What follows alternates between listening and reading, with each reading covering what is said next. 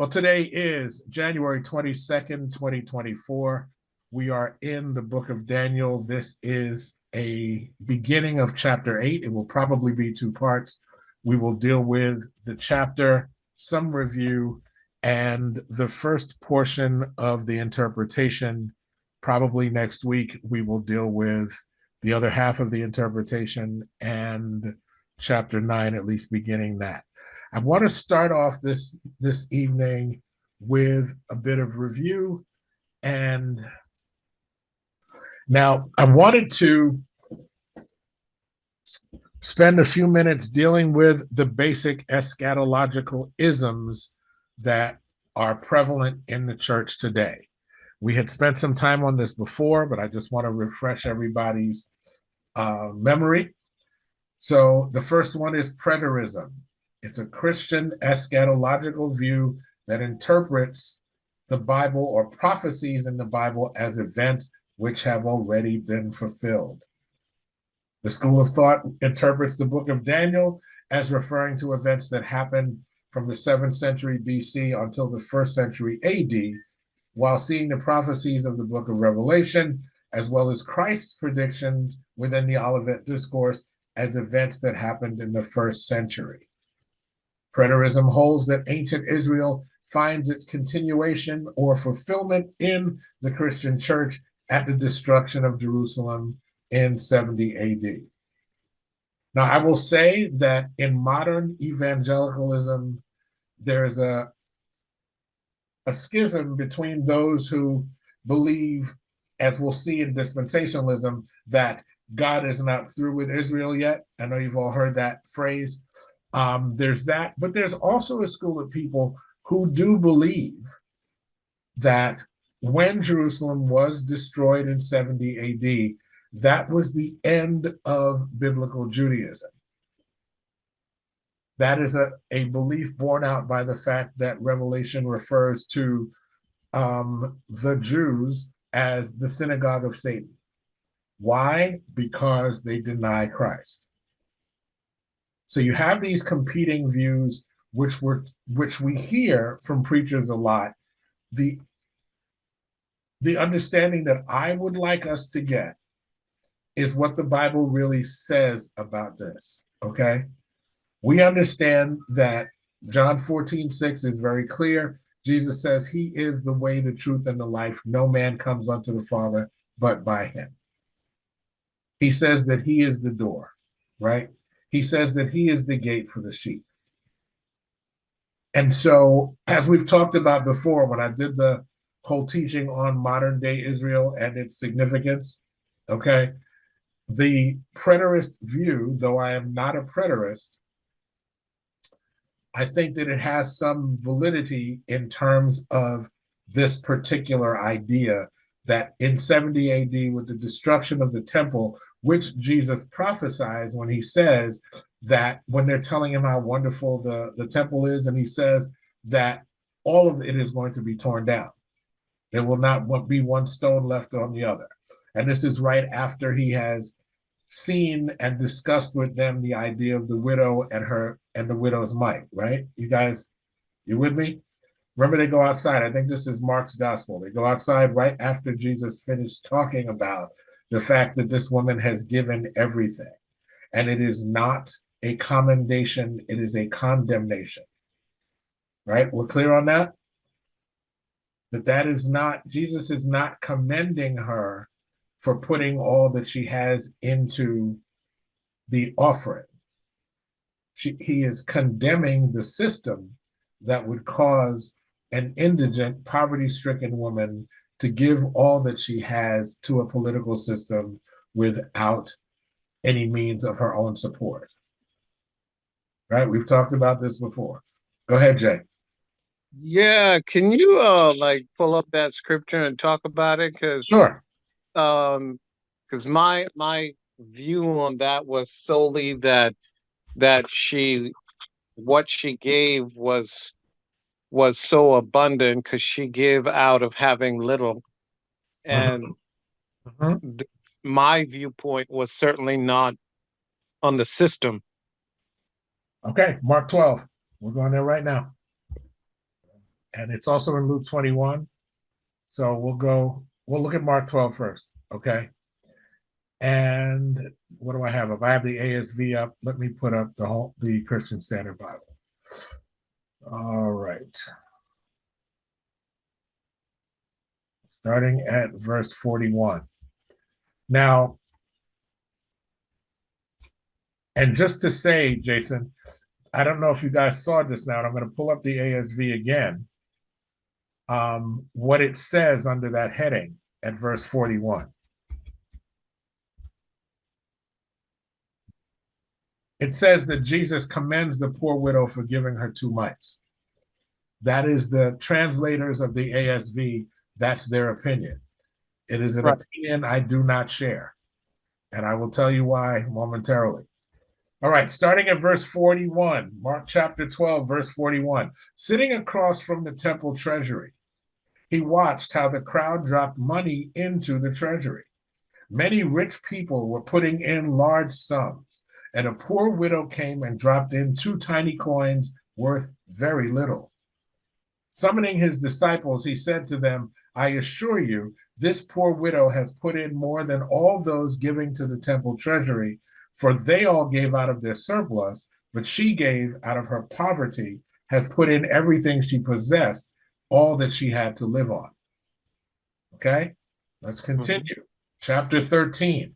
As he was going out of the temple complex, one of his disciples said to him, Teacher, look what massive stones, what impressive buildings. Jesus said to him, Do you see these great buildings? Not one stone will be left here on another that will not be thrown down. Now, why I've read those 2 things together is because we have been taught that this was a commendation, that this woman did such a great thing because she gave all that she had, leaving herself with nothing. But the question I would ask is she giving all that she had to the work of the Lord? Well, she may think so. She may think so. Exactly. But what does Jesus say about this system? It's going to all fall down. He also condemns people for not giving to their parents, saying that it's Corban because it's been dedicated to the temple. Remember that? Yeah. So what he's saying to them is, how can you have a system that demands that a widow with nothing give everything to try and get a blessing? How is that godly? She was a victim of the system. She was a victim of the system. And so growing up, I heard this taught as a commendation, usually at offering time. It still is. Yeah, we should give sacrificially. Yep. We need to give till it hurts, just like the widow did. The widow gave all that she had unto the Lord. I've heard songs written about this. But I'm firmly of the opinion, having continued to read, okay, look at what he says in the verses before this. Let's look at verse 38.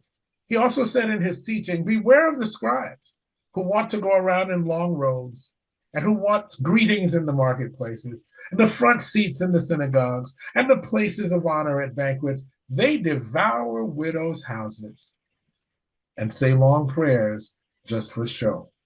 These will receive harsher punishment.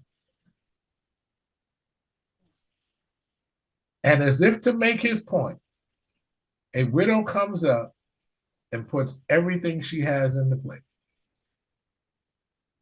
Her house is devoured. She's got nothing. And she put it all in the plate. And this is why he continues and says, I'm telling you, you think this looks great? It's all going to come down. And in 70 AD, it does. Yeah, but Jesus himself commends her.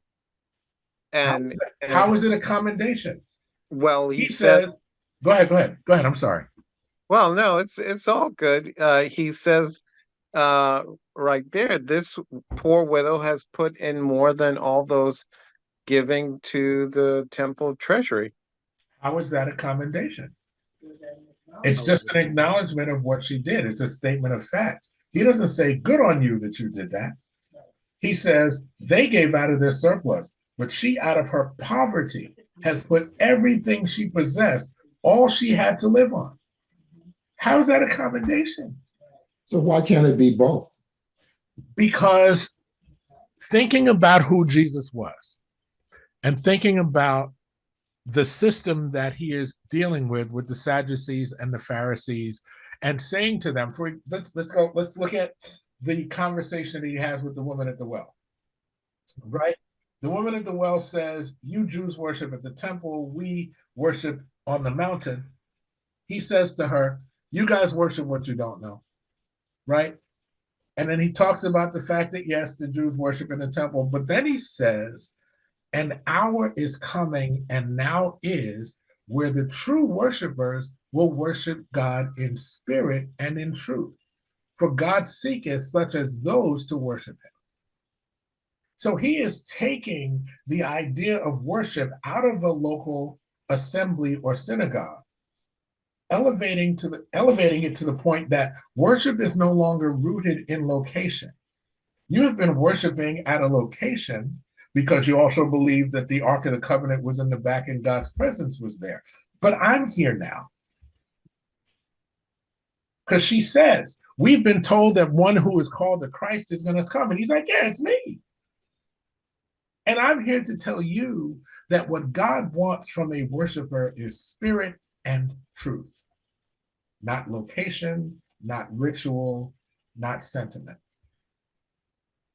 And so, go ahead, Vernon.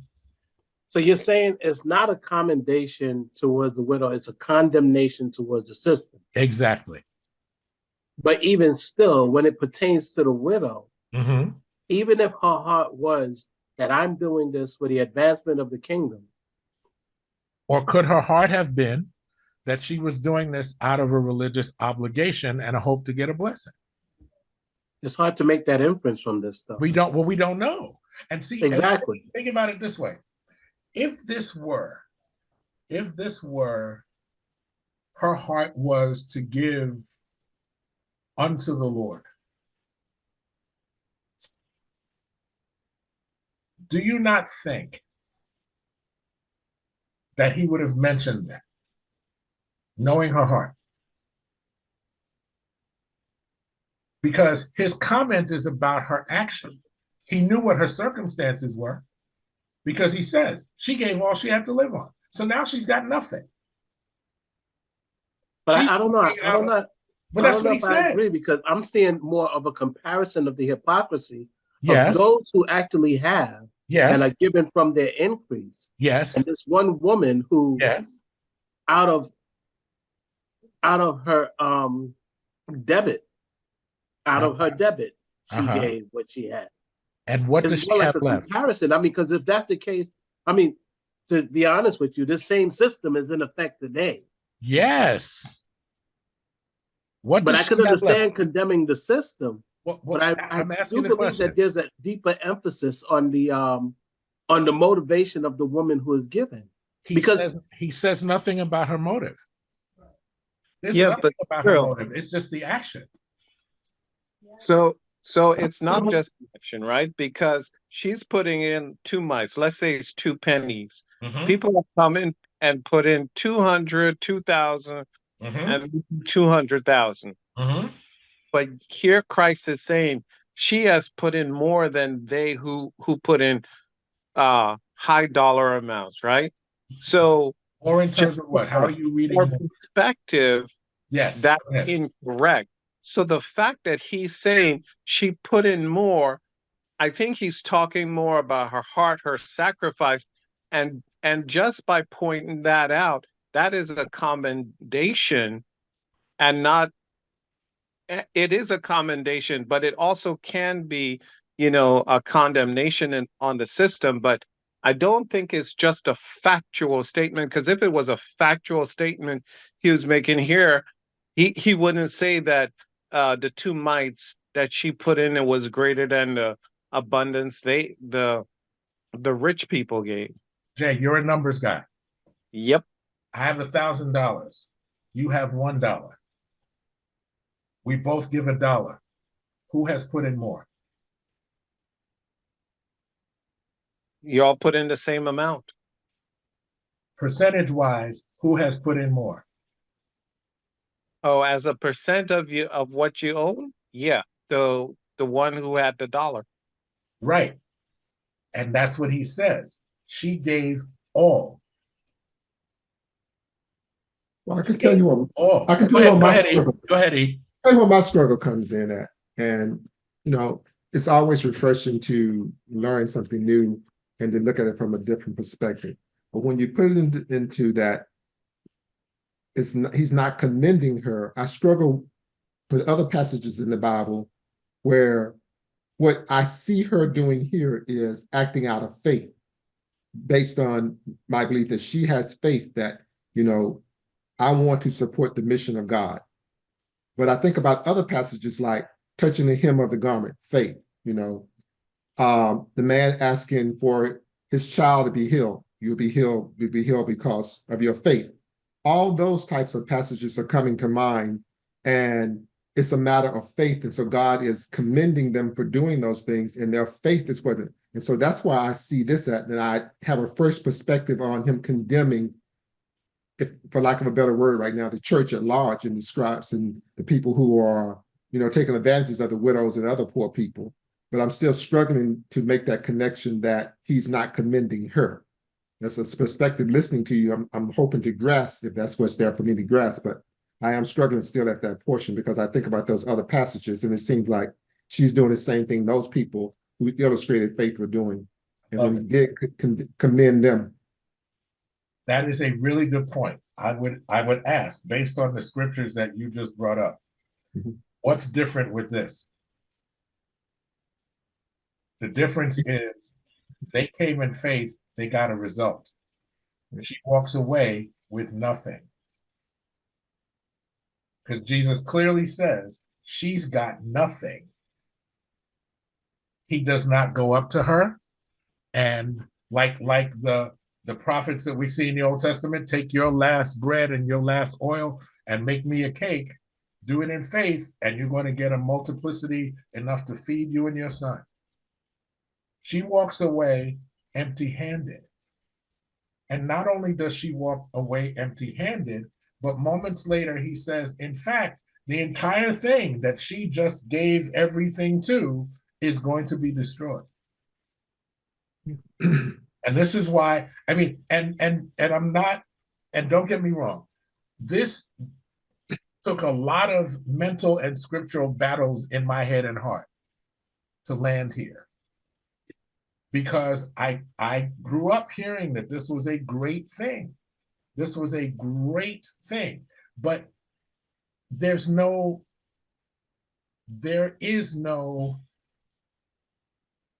I'm using the word reward. I don't want to use that word. There's no payout for her. So then if it's a thing that she did based on faith, then because her faith is misapplied, it is all for naught, because she leaves for nothing. She leaves with nothing. If this is so then if we'll call it faith, and let's do that.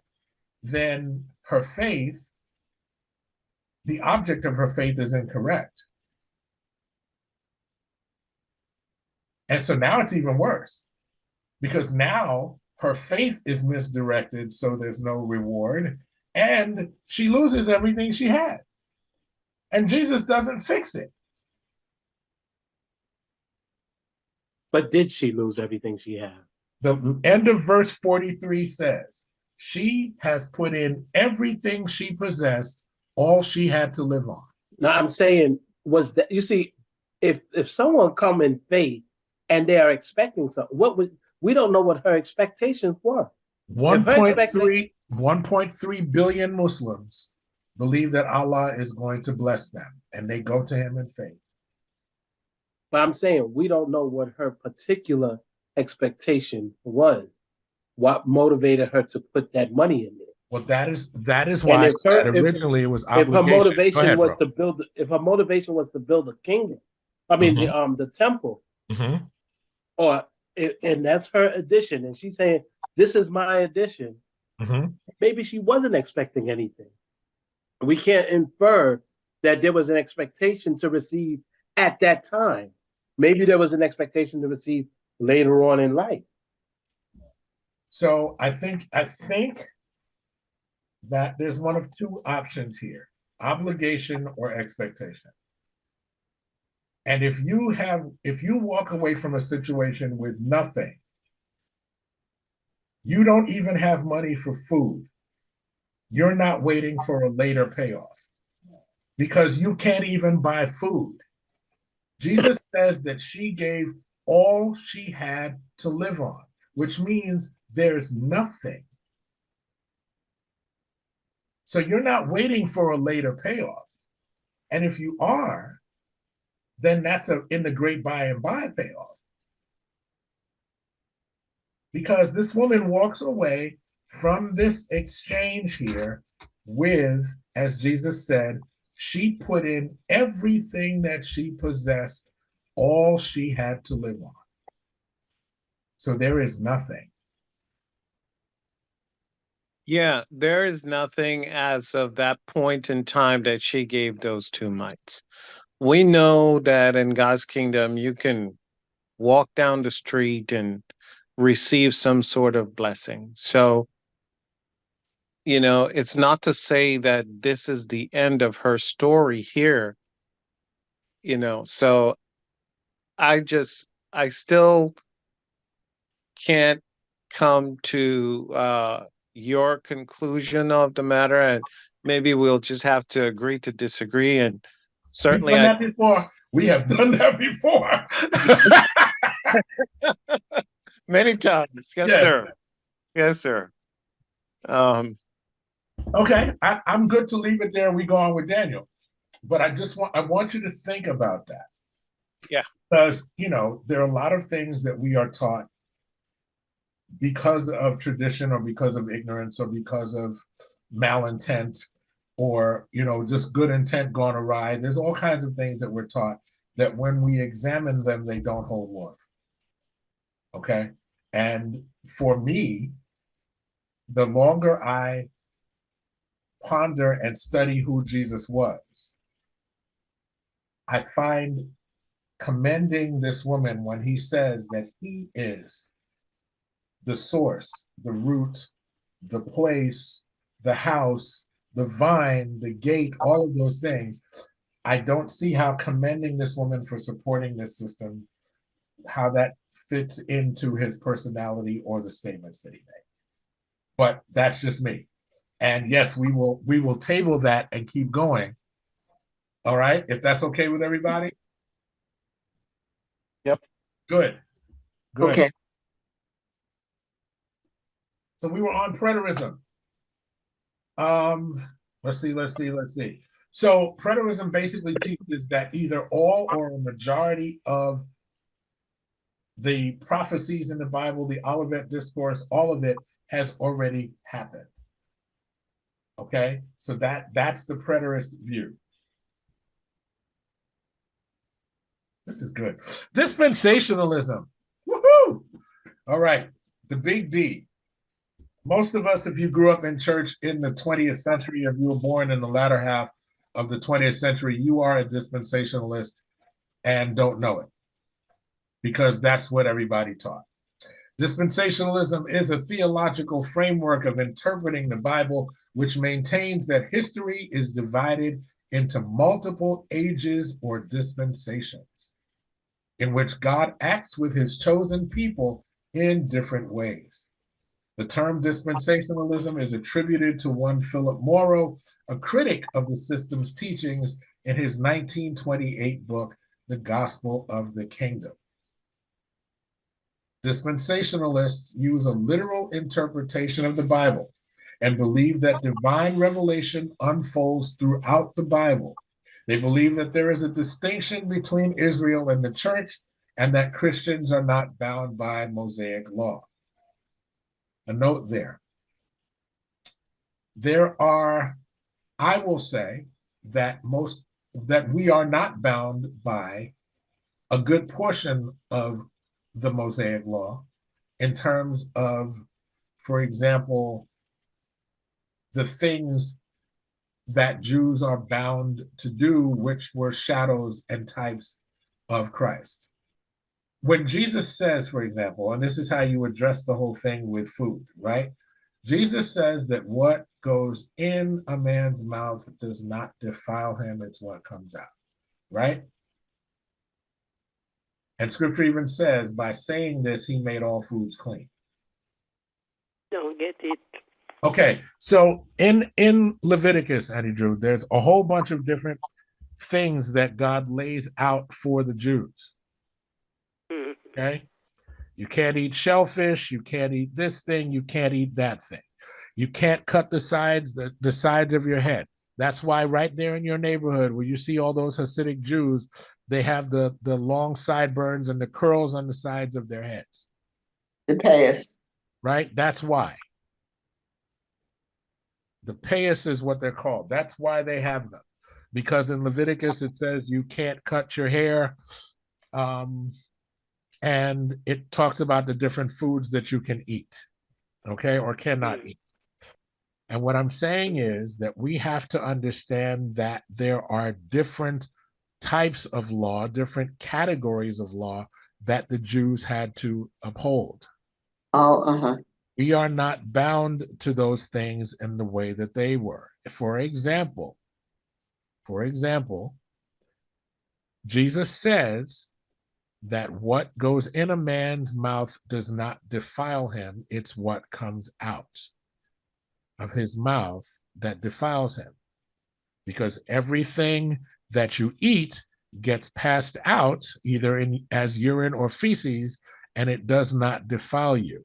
Instead, what defiles you is what comes out of your mouth, because as scripture says, it is from the abundance of the heart that the mouth speaks. Yes.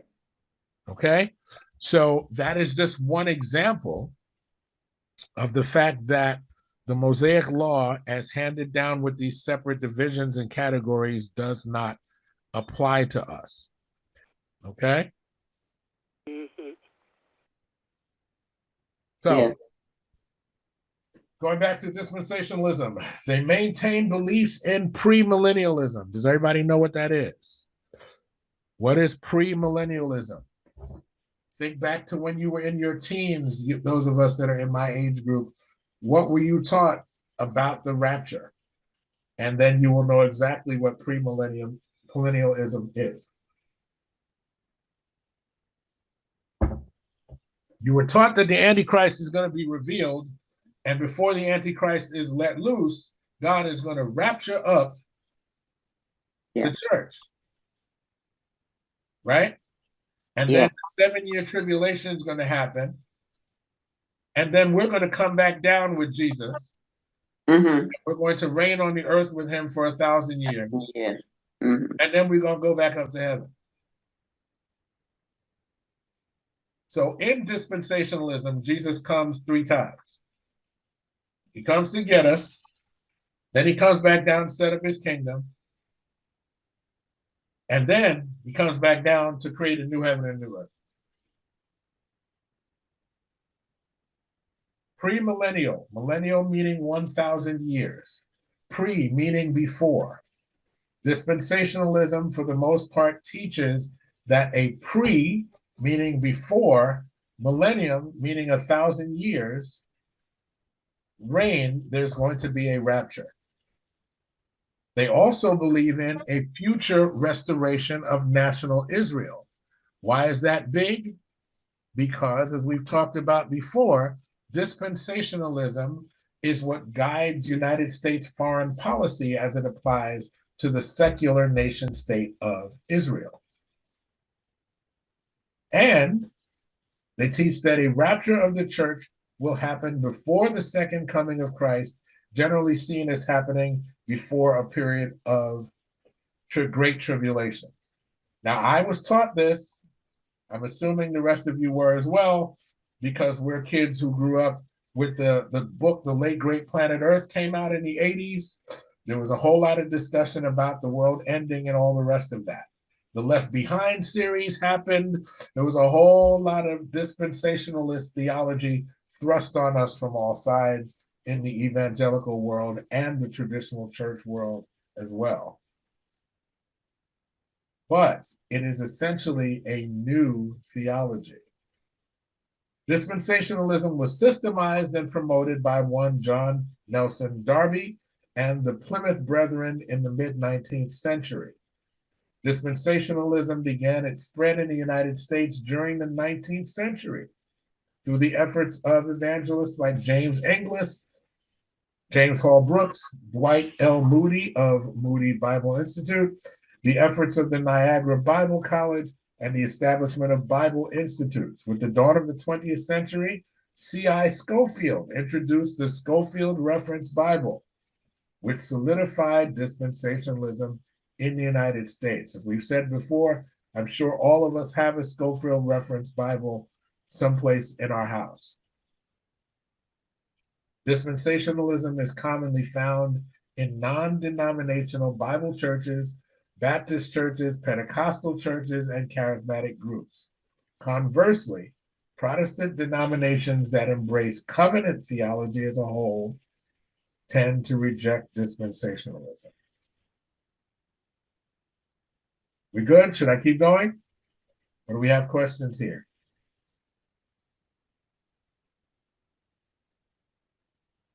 All right. Next, idealism, which is also called the allegorical approach or the spiritual approach or the non-literal approach, involves an interpretation of the book of Revelation that sees all or most of the imagery in the book as symbolic. Idealism is common among Reformed theologians and is associated with amillennialism or amillennialism. Full disclosure, that is the position that I hold. Okay? There are degrees of idealism. The most radical form sees it as entirely symbolic, while a more moderate view may allow for some historical fulfillment of events. Idealism was common in medieval writers and is still taught by some modern theologians. Why am I amillennial? Because, as we've talked about before, Revelation 1:1 says the following: the revelation of Jesus Christ, that God gave him to show his slaves what must quickly take place. He sent it and signified it through his angel to his slave John. Why is that important? Why is signified highlighted or bolded? Because that Greek word means to make known. To make known by symbols, it is the Greek word esemon. So if one understands the word esemonin or semaion, however you want to pronounce the derivative of those words, as being made known by symbols, then you are seeing in Revelation 1:1 that the entire revelation that John got is a symbolic vision. It is not literal. But we've had that conversation a few times. We can talk about that another time. But I want to actually spend a little bit of time reading Daniel chapter 8, unless there are any questions.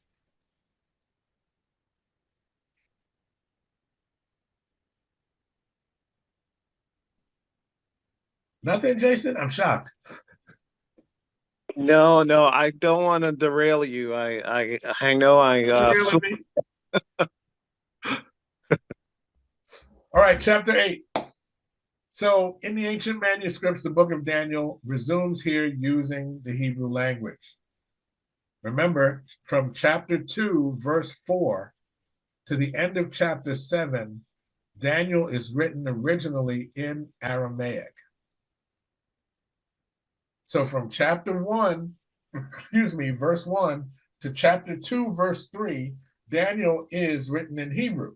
And then in the middle of chapter 2, it jumps to Aramaic, and 2, 3, 4, 5, 6, 7 through the end of chapter 7 are all in Aramaic, and then the Hebrew picks up again in chapter 8. Okay? It is the vision of the ram and the he-goat and the little horn. Verses 1 to 14 and verse 15 to 27 is the interpretation of the vision. So let's read it. Starting in verse 1. In the 3rd year of King Belshazzar's reign, a vision appeared to me, Daniel, after the one that had appeared to me earlier. Now remember, chapter 8 is where we start to see Daniel, chapter 7, excuse me, is where we start to see Daniel start to speak in the first person, right?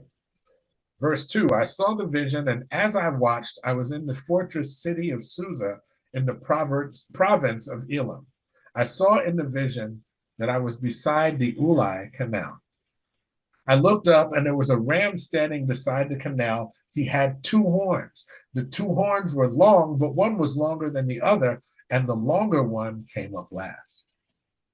I saw the ram charging to the west, the north, and the south. No animal could stand against him, and there was no rescue from his power. He did whatever he wanted and became great. As I was observing, a male goat appeared coming from the west across the surface of the entire earth without touching the ground. The goat had a conspicuous horn between his eyes. He came toward the 2-horned ram I had seen standing beside the canal and rushed at him with savage fury. I saw him approaching the ram, and infuriated with him, he struck the ram, shattering his 2 horns, and the ram was not strong enough to stand against him. The goat threw him to the ground and trampled him, and there was no one to rescue the ram from his power. Verse 8. Then the male goat became very great, but when he became very powerful, the large horn was shattered. 4 conspicuous horns came up in its place, pointing toward the 4 winds of heaven. From one of them, a little horn emerged and grew extensively toward the south and east and toward the beautiful land. It grew as high as the heavenly host. It made some of the stars and some of the host fall to earth and trampled them. It made itself great, even up to the prince of the host. It removed his daily sacrifice and overthrew the place of his sanctuary. Verse 12, because of rebellion, a host together with the daily sacrifice will be given over. The horn will throw truth to the ground and will be successful in whatever it does. Verse 13, then I heard a holy one speaking, and another holy one said to the speaker, how long will the events of this vision last? The daily sacrifice, the rebellion that makes desolate, and the giving over of the sanctuary and of the host to be trampled. He said to me, for 2,300 evenings and mornings, then the sanctuary will be restored. While I, Daniel, was watching the vision and trying to understand it, there stood before me someone who appeared to be a man. Verse 16, I heard a human voice calling from the middle of the Ulai, Gabriel, explain the vision to this man. So he approached where I was standing. When he came near, I was terrified and fell face down. Son of man, he said to me, understand that the vision refers to the time of the end. While he was speaking to me, I fell into a deep sleep with my face to the ground. Then he touched me and made me stand up and said, I am here to tell you what will happen at the conclusion of the time of wrath, because it refers to the appointed time of the end. Verse 20, the 2-horned ram that you saw represents the kings of Media and Persia. In other words, the Medo-Persian empires, right? Verse 21, the shaggy goat refers to the king of Greece, and the large horn between his eyes represents the first king. The 4 horns that took the place of the shattered horn represent 4 kingdoms. They will rise from that nation, but without its power. Near the end of their kingdoms, when the rebels have reached the full measure of their sin, an insolent king, skilled in intrigue, will come to the throne. His power will be great, but it will not be his own. He will cause terrible destruction and succeed in whatever he does. He will destroy the powerful along with the holy people. Verse 25, he will cause deceit to prosper through his cunning and by his influence. And in his own mind, he will make himself great. He will destroy many in a time of peace. He will even stand against the prince of princes, yet he will be shattered, not by human hands. The vision of the evenings and the mornings that has been told is true. Now you must seal up the vision because it refers to many days in the future. I, Daniel, was overcome and lay sick for days. Then I got up and went about the king's business. I was greatly disturbed by the vision and could not understand it. That is Daniel chapter 8. So I was looking at various interpretations. Any comment before I go into what the interpretations are saying? Any comment, any question?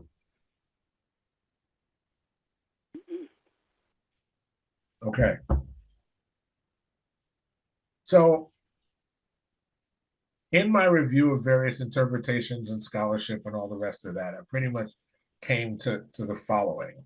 Most scholars agree that this prophecy concerns the Medo-Persian Empire, which is discussed in verses 3 and 4. Note here is that the ram was the national emblem of Persia, used on coins and battle gear and on the headdress of the rulers. One horn is higher than the other, which is representative of the fact that the Persians were larger and stronger and emerged after the Medes. Verses 5 to 8, the male goat is Greece. It says so, but its horns are the Greek rulers. According to historians, even before Daniel's time, this is also interesting, the Greeks were called the goat's people, or the people of the goat. The Greek Empire rose from the west of previous empires.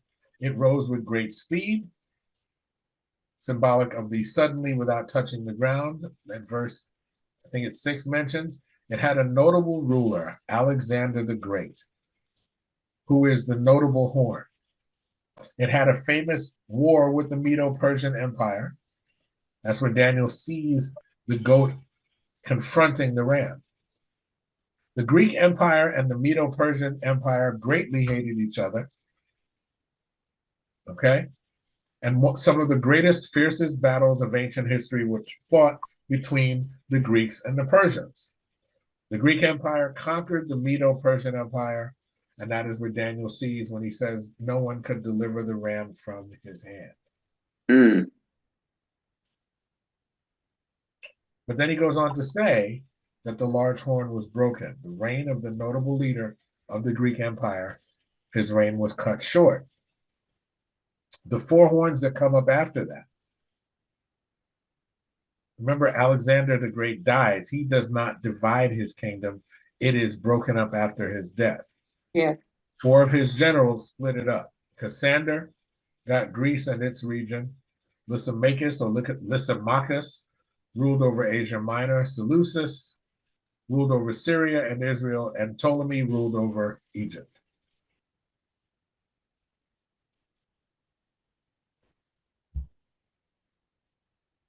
It's important that we don't underestimate how pivotal a person Alexander the Great was. Okay? Not only did he spread the military might of Greece, he also spread their culture. And you see the impact of that when you look at, for example, Islam. You'll see someone called Dul-Qarnayn or Zul-Qarnayn, however you want to pronounce it. That person, literally the 2-horned one, is Alexander the Great. He is mentioned in Surah 18. Surah is, of course, the chapters in the Quran. Surah Al-Kahf, which is Surah number 18, and ayahs are verses. So chapter 18 of the Quran, verses 83 to 101, are about Alexander the Great, or a fictionalized account of Alexander the Great. Okay? Scholarship, some people will even talk about the fact that Alexander's desire to spread Greek culture impacted us because the New Testament is written in Koine Greek, which would not have happened had not Alexander the Great spread Greek culture, Greek language, etc. The Septuagint is written in Greek. Everybody knows what the Septuagint is? No.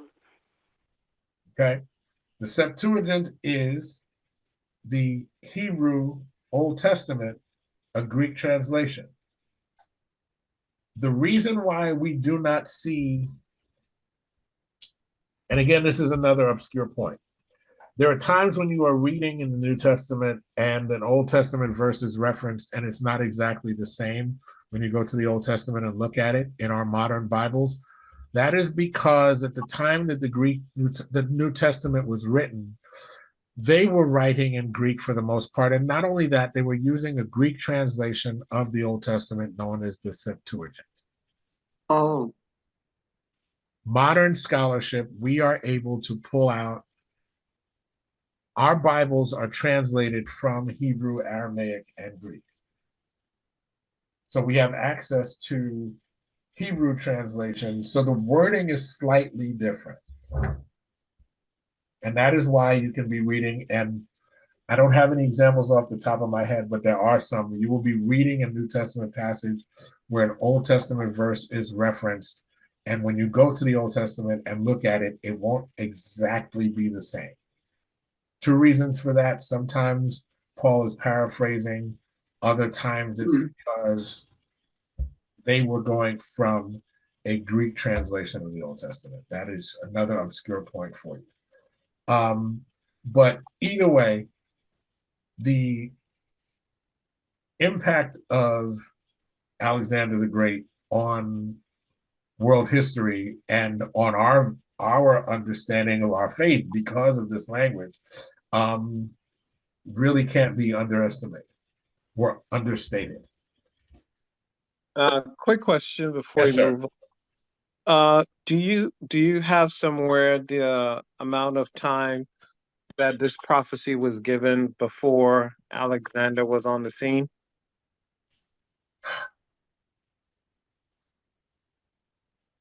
That's a tough question, and it's a tough question because depending on when you believe that that the book of Daniel was actually written. Remember we were talking about it in the earlier chapters when we were talking about the history of the book.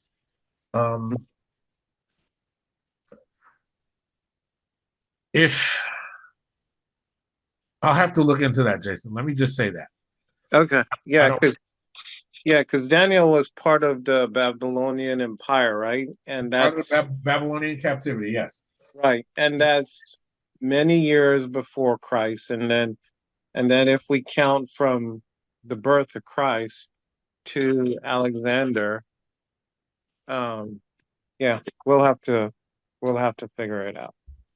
Okay, I will look into that for you. All right, thanks. Trying to. Alexander would have preceded the Romans.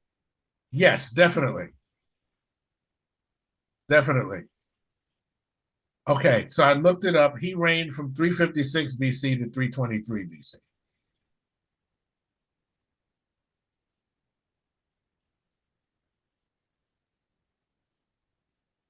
Okay.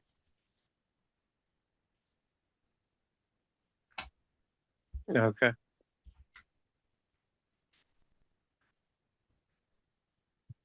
So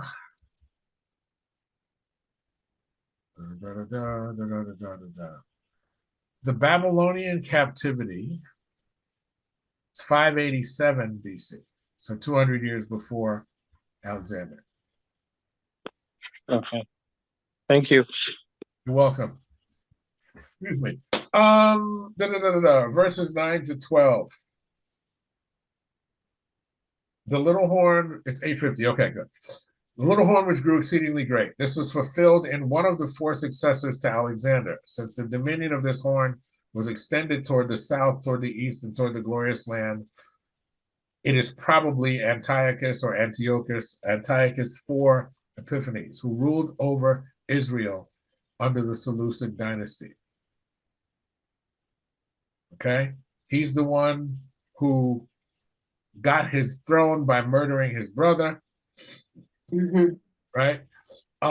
His brother's son was the rightful heir to the throne, but he had him held hostage and basically did a common politics thing, flattery and bribery, and was able to maintain his throne.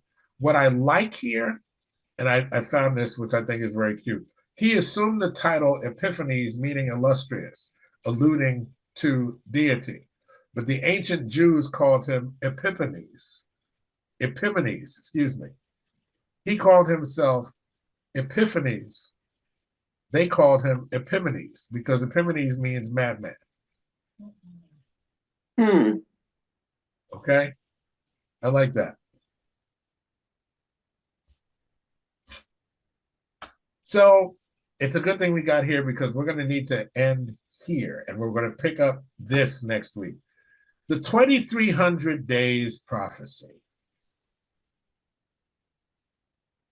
For some scholars, the Holy One who was speaking is Jesus, but that is subject to debate. For 2300 days, Daniel says that he heard a Holy One say 2,300 mornings and evenings. So there's debate about whether this is 2,300 days or actually only 1,150 days if you say a morning and an evening are two different things. 2,300 days is almost 7 years. It is more likely that Daniel means 2,300 days. The temple was cleansed December 25th, 165 BC.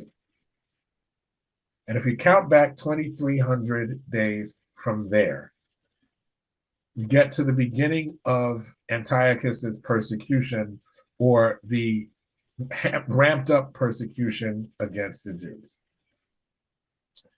Now, what I really want to get to, and we'll talk about some more of this next week, but here's where I want to shut it down for the day, right? This 2,300 day prophecy has been used to make a real mess in our modern day. What do I mean? It became popular among Bible students or Bible scholars to say that Daniel's 2,300 days is really symbolic of a day for each year, and it's really 2,300 years.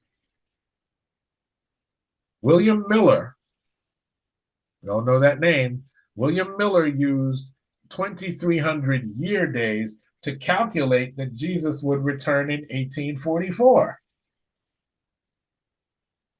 Because he counted 2,300 days or 2,300 years from Cyrus issuing the decree to build the temple. And as we've discussed, the Millerite movement gave rise to what is known as the Great Disappointment, from whence we get the Jehovah's Witnesses and the Seventh-day Adventists, right? Because both the founder of the Seventh-day Adventist movement, Ellen G. White, and the founder of the Jehovah's Witnesses, whose name escapes me right now, Charles Taze Russell, were followers of Miller. They were impacted by Miller. And when Miller said the rapture was going to come in 1844, and when it didn't, they changed it, and Miller said the rapture was going to come in 1845. And when that did not happen, these two and many other broken, disgruntled, hurt, damaged people wandered off, and a great number of them wandered off into error. Adam Clarke, whose commentary we sometimes refer to, Adam Clarke himself said he counted 2,300 years from 334 BC, which was when Alexander invaded Asia, and he came up with 1966.